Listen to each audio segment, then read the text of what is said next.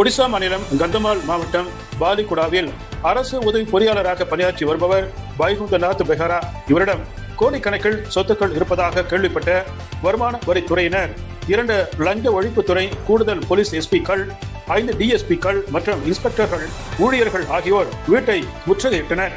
அவரின் வீட்டில் 341 கிராம் தங்க நகைகள், ரூபாய் 45 லட்சம் மதிப்பிலான வங்கி டெபாசிட்டுகள் மற்றும் 5 இடங்களில் அடுக்குமாடி குடியிருப்புகள் கட்டிடங்கள் இருப்பதாகவும் தெரிய வந்துள்ளது. கடந்த 1999ஆம் ஆண்டில் வெறும் 6000 ரூபாய் ஆரம்ப சம்பளத்தில் பணியில் சேர்ந்த இவர் 2016ஆம் ஆண்டில் உதவி பொறியாளராக பதவி உயர்வு பெற்று முதலில் நவரங்பூர் அலுவலகத்தில் பணியில் சேர்ந்தார். பல தில்லாலங்கடி வேலைகளால் தொடர்ந்து பணி மாற்றங்களை பெற்று தற்பொழுது பாலிகுடாவுக்கு பணியாற்றி வருகின்றார்.